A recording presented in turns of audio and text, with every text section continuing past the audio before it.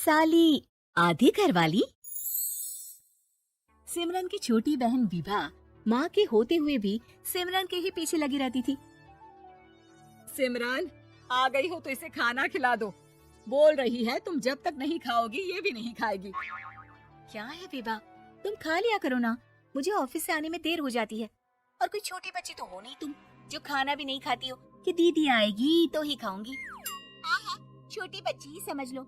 और एक बात, जब आपको पता है कि मैं आपके बिना नहीं खाती हूँ तो रोज रोज क्यों बोलती हो? अरे क्या है ये, दोनों बहनें कम माँ बेटी ज्यादा लगती हो। अरे दीदी की शादी हो जाएगी तब क्या करेगी बोल? जब होगी तब की तब देखेंगे। मैं तो दीदी के साथ ही रहूंगी हमेशा। दोनों की शादी ऐसे घर में कर देंगे जहाँ दो भाई हो। खैर, मामला आया गया हो जाता है। एक दिन सिमरन के पापा जब घर आते हैं, तुम लोगों के लिए अच्छी खबर है। वर्मा जी है ना मेरे दोस्त, उन्होंने सिमरन बेटी के लिए रिश्ता बताया है।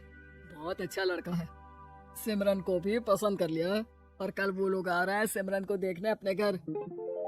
सिद्धांत अपने माता पिता के साथ सिमरन को देखने आता है। उसे सिमरन अच्छी लगती है और शादी तय हो जाती है। सिद्धांत की माँ कहती है, अब तो हम लोग ले जाएंगे जल्द ही अपनी सिमरन को यहाँ से। अरे हाँ, क्यों नहीं, आपकी ही है अब तो हमारी बेटी। दूर खड़ी विभा सब सुन रही होती है। अब तो दीदी की शादी हो जाएगी, फिर तो वो चले जाएंगी। दीदी के बिना मैं कैसे रहूंगी? कुछ ना कुछ तो करना ही होगा जिससे दीदी की शादी ही ना हो। सभी के जाने के बाद क्या शादी के बाद दीदी हम लोगों के साथ नहीं रहेंगी?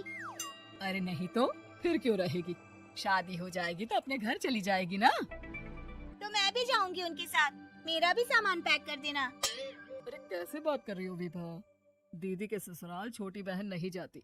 हाँ, कभी कभी जाकर मिलाना और रोज फोन पर भी बात कर लेना, ठीक है? नहीं पापा, आप तो जानते हैं मैं दीदी के बिना खाना भी नहीं खाती, ना ही मुझे उनके बिना नींद आती है। सिमरन बहन की बात सुनकर इमोशनल हो जाती है। अगले दिन से विभा खाना खाना छोड़ देती है। लोगों के लाख समझाने के बाद भी विभा ना खाती है ना ही सोती है। अंत में हार मानकर सिमरन सिद्धांत से मिलती है। सिद्धांत, मेरे मम्मी पापा ने बचपन से ही विभा और मुझे साथ रखा। वो मुझसे बहुत जुड़ी है। मुझे उसकी टेंशन रहेगी शादी के बाद, क्योंकि वो मेरे बिना नहीं रह सकती है। अरे ये तो छोटी सी बात है, वो हम लोगों के साथ हमारे घर में रह सकती है। जब उसकी अकल आ जाएगी या वो समझ जाएगी कि तुम्हारा घर वो नहीं बल्कि ये है, तो हम उसे घर छोड़ाएंगे, ठीक है? सिमरन खुश हो जाती है क्योंकि वो यही चाहती थी। वो माँ पिता से बात कर लेती है। अरे कैसी बात कर रही हो सिमरन, भला बेटी के ससुराल में हम छोटी बहन को कैसे भेज दे? जमाना क्या कहेगा? अरे तू पागल हो गया है, मना कर दे। इस शादी में इन लोगों का तो ये चलता ही रहेगा, कभी बहन यहाँ आ रही है, कभी वो बहन के पास जा रही है। अरे शादी हो रही है, कोई मजाक थोड़ी ना हो रहा है ना बाबा ना। माँ कैसी बात कर रही हो, सिमरन से मैं जुड़ाव महसूस कर रहा हूँ और इतनी सी बात के लिए इतनी अच्छी लड़की को कैसे छोड़ सकता हूँ? सिद्धांत की भी जिद होती है कि वो सिर्फ सिमरन से ही शादी करेगा, और होता भी वैसा ही है। सिद्धांत और सिमरन की शादी हो जाती है और दहेज में आ जाती है विभा। शादी के बाद बुआ सास कहती है, अरे माँ ना, साली आधी घर वाली होती है, लेकिन ये क्या, तुम तो उसे घर ही ले आए। तभी चाची कहती है, सिद्धांत को तो हम लोगों ने सीधा समझा था, लेकिन सबसे तेज तो यही निकला। अरे देखो कैसे दहेज तो नहीं लिया, लेकिन साली पर कब्जा कर लिया। सिद्धांत ने इस और तो सोचा ही नहीं था, लोग उन लोगों के बारे में ऐसी भी बात करेंगे। वो वहाँ से चला जाता है और चुपचाप अपने कमरे में लेट जाता है। क्या हुआ सिद्धांत, तुम अचानक से परेशान हो गए, कोई बात है क्या? अरे नहीं, वो थक गया था ना, शादी की सारी तैयारी और रस्मों के बीच सोच रहा हूँ थोड़ा आराम कर लूं। हाँ ठीक है, आप लेट जाइए, मैं विभा का बेड लगा देती हूँ जमीन पर। क्या वो यहाँ सोएगी? हाँ, बताया तो था कि उसे नींद नहीं आती मेरे बिना, तो तुम आराम से लेटो ऊपर, हम लोग नीचे बिछा लेते हैं। अरे नहीं, तुम दोनों आराम से लेटो ऊपर, मैं माँ पापा के रूम में जा रहा हूँ। सिद्धांत वहाँ से दूसरे कमरे में चला जाता है, जहाँ सिद्धांत के पिता उसे कहते हैं, क्या बात है बेटा, तो उस कमरे में क्यों नहीं सो रहा? बहू से लड़ाई हो गई है क्या? शादी के पहले दिन है। अब नहीं पापा, वो दोनों बहनों को बात करनी थी और मुझे नींद आ रही है, तो मैं यहाँ सोने चला आया। अगले दिन सिद्धांत तैयार होकर ऑफिस जाता है। ऑफिस में लंच के वक्त दोस्त कहता है, क्या बात है सिद्धांत, इतना सारा खाना एक ही दिन में?